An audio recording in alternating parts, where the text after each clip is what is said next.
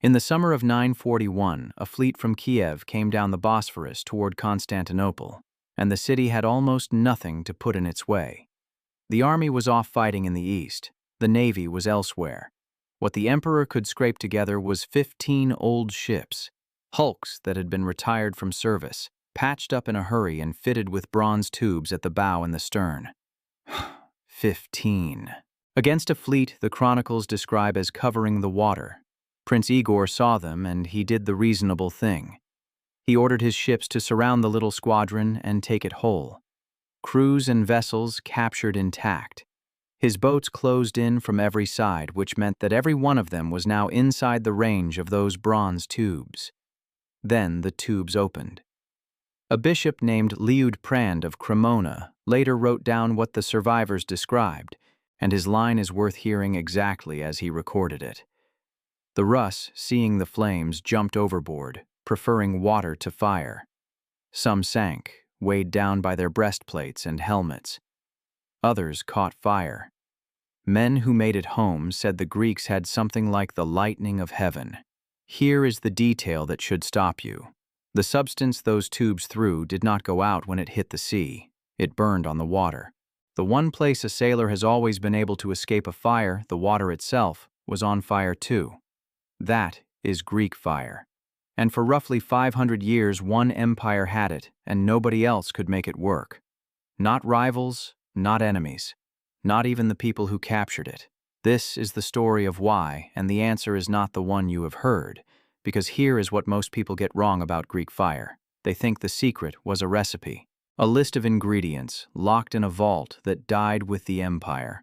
And as long as you think of it as a recipe, the 500 years make no sense, because enemies of Byzantium got their hands on the actual weapon more than once. The Bulgars captured working projectors and a large stock of the substance itself in the early 9th century. The Arabs captured an entire fire ship intact in 827. They were holding the weapon.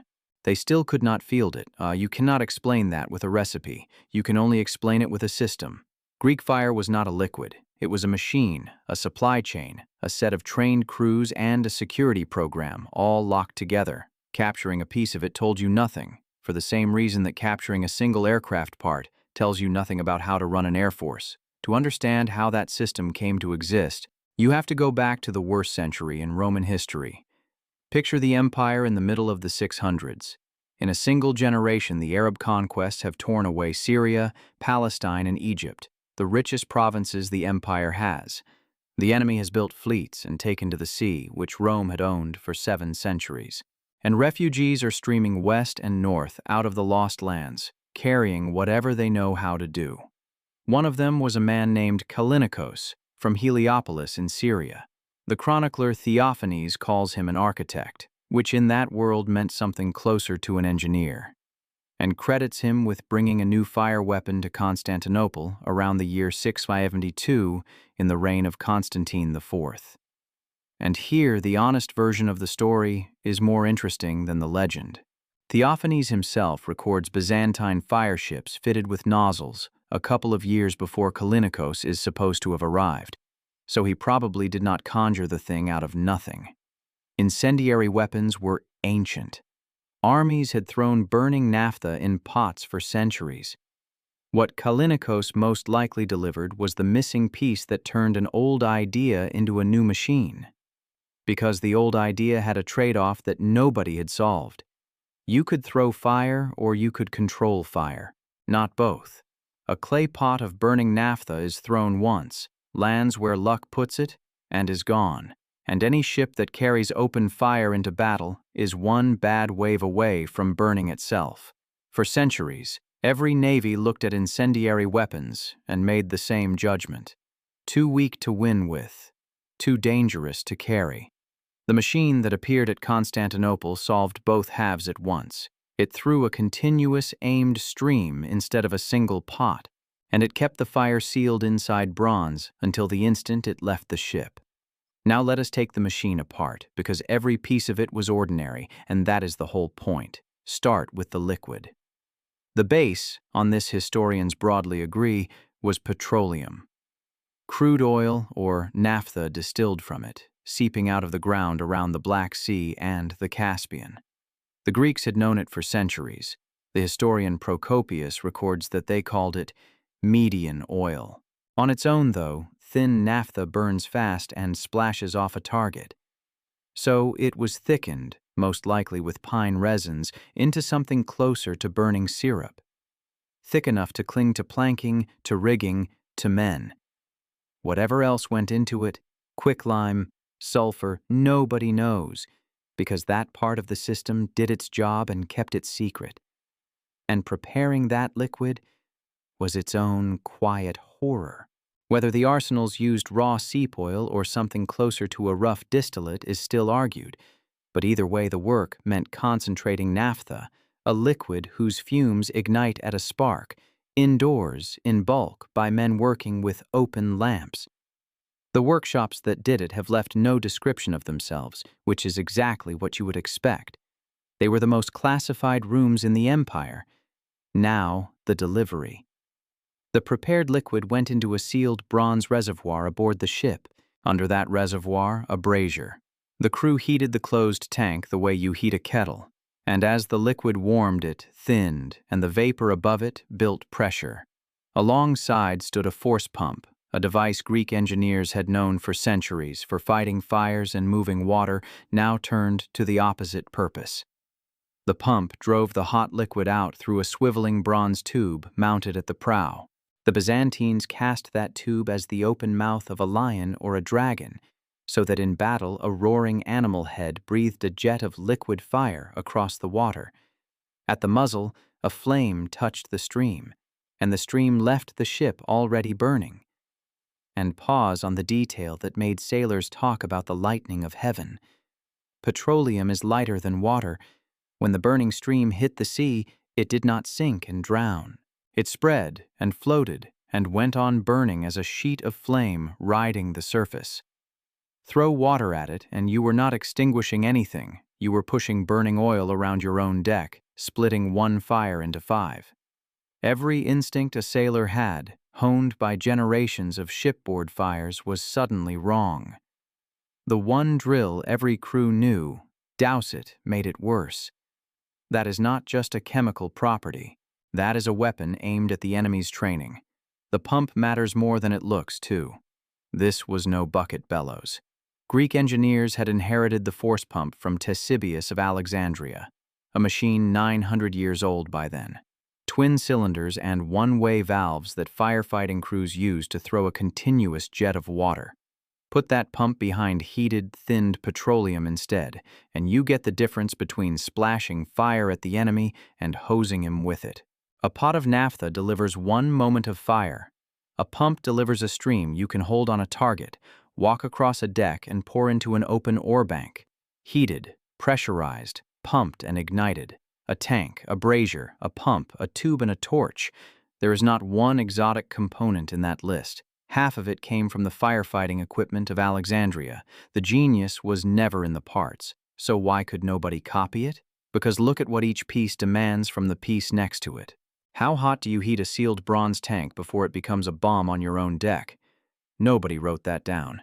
When a modern team led by the historian John Haldon rebuilt the apparatus in 2002, they could not keep the heated tank sealed under pressure even with modern welding, and they had to move the pump downstream between the tank and the nozzle to make the thing survivable. That is a design decision the Byzantines had 1,000 years of dead crews worth of reasons to have already made. When the team ran a full-scale replica in 2006, fed with crude oil from Crimea, it worked, and the jet it through was terrifying. Getting there took years, published research, and engineers who already knew the answer existed. Now, imagine attempting it in the year 830 from a captured tube with no instructions aboard your own wooden ship. That is the real lock on Greek fire. The recipe was one secret. The operating temperatures were another. The pump drill was another. The nozzle work another. And the empire made sure those secrets never lived in the same head. The men who brewed the liquid, the smiths who built the pumps, and the crews who fired the weapon each knew their own step and nothing else. A captured sailor could tell you how the tube swiveled. He could not tell you what was in the tank because he had genuinely never known. So when the Bulgars took working projectors and barrels of the substance itself, they were holding 2 fragments of a chain with 5 links missing. The fire never worked for them. That is why nobody could copy it, and it had nothing to do with a lost recipe. Subscribe if you want the rest of the machine. Now, the men who fired it. Understand the ship and you understand the weapon's real shape. The Droman was the Empire's standard warship, a lean galley under 2 banks of oars, and on a fire ship the whole vessel was really the gun carriage. The projector at the prow could swivel, but its reach was short, a stone's throw, not a bow shot. So aiming the fire meant steering the ship. The helmsman was as much a part of the weapon as the man at the nozzle, and a fire attack was a piece of choreography. Close fast under oars, turn the bow through the enemy line, walk the burning stream across their hulls, and pull away before anyone grappled you. Short range also wrote the weapon's limits, and the Byzantines knew them intimately. A jet of liquid thrown across open water obeys the wind. Attack from downwind, and you wear your own weapon. Heavy swell made the heated tank and the brazier a gamble, so this was a tool for calm seas and closed waters, which is why its great victories happen where the empire chose to fight. In the straits and sheltered approaches of Constantinople itself, where the water is flat and an enemy fleet has no room to keep its distance. The weapon and the city were designed for each other.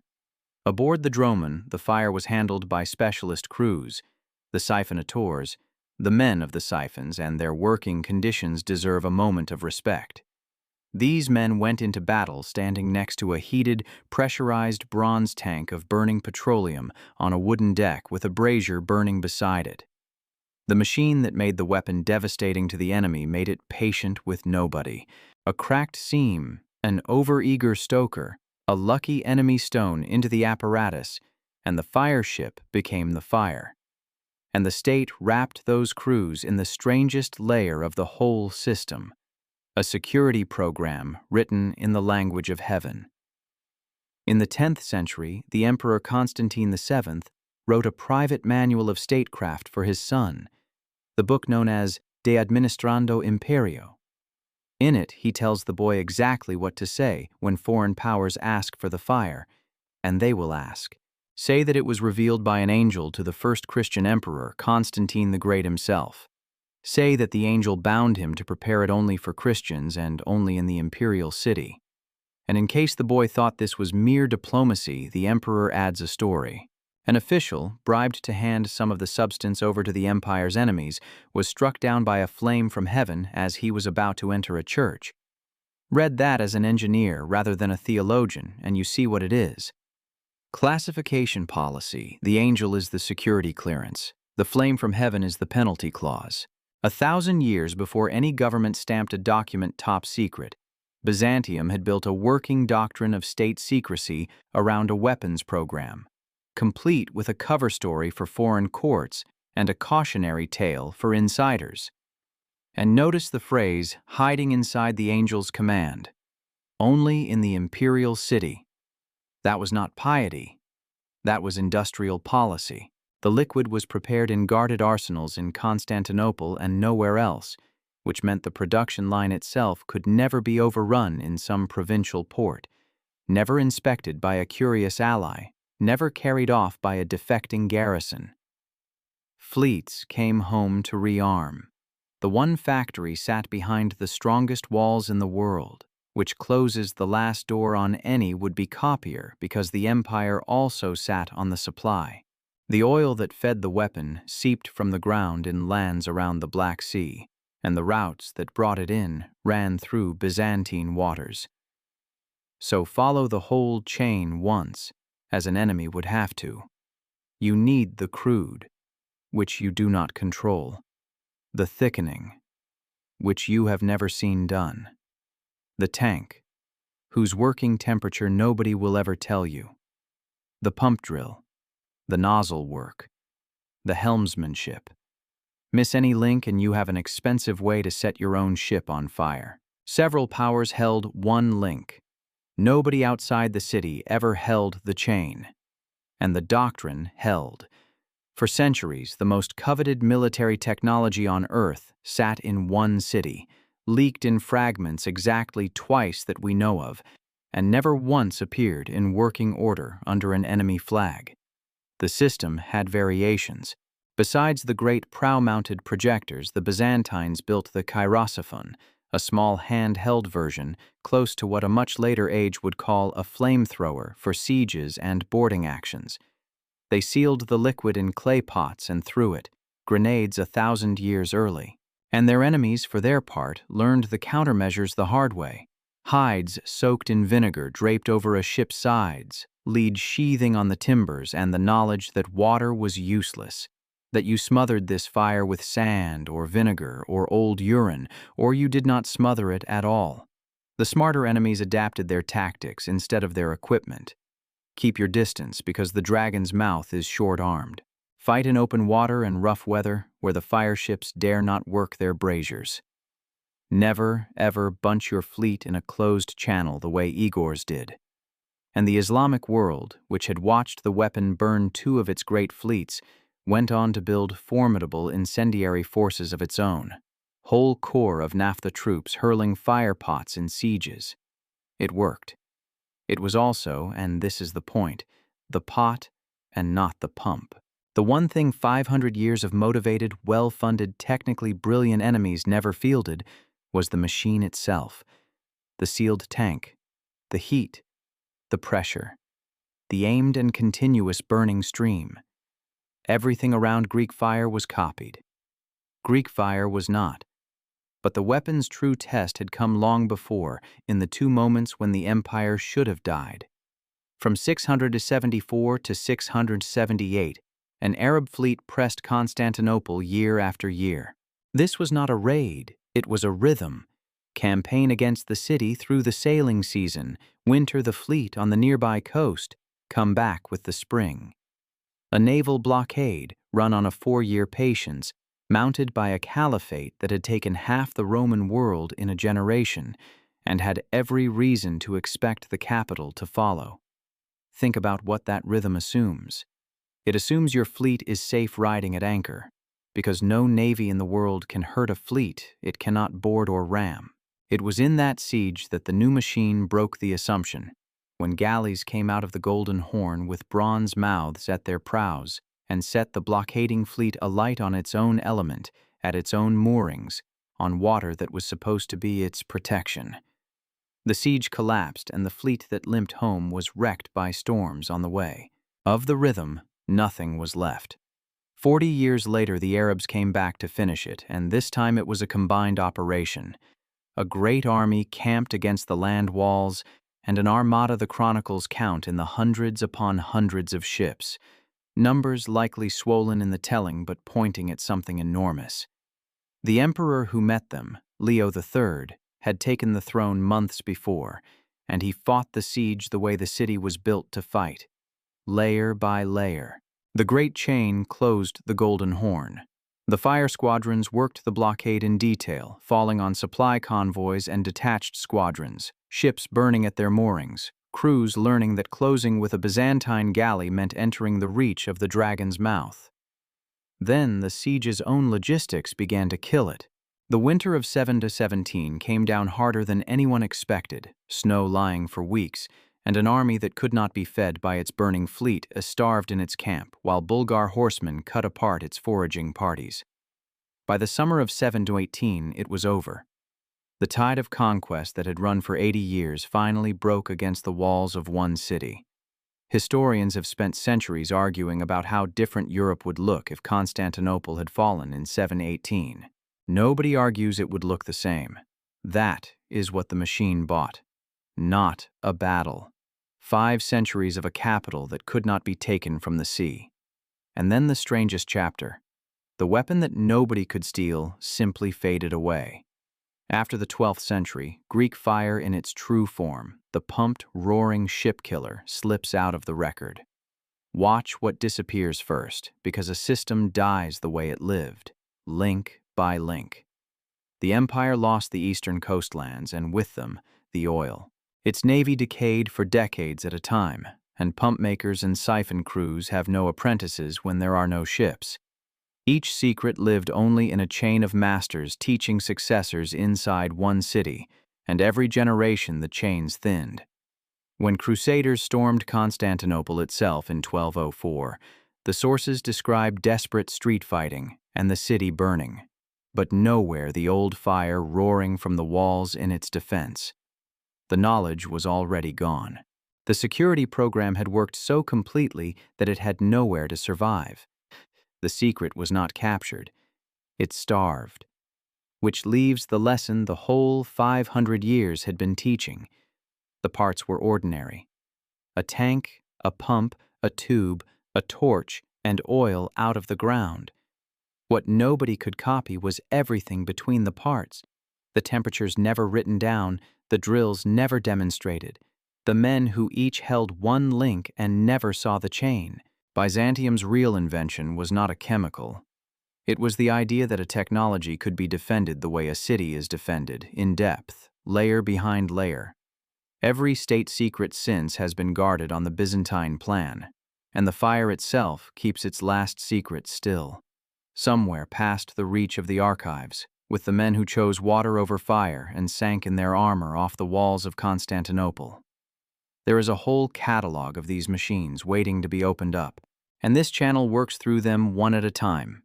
Subscribe if you want to be there for it. Tell me in the comments what belongs on the bench next, and leave a like if this one earned it.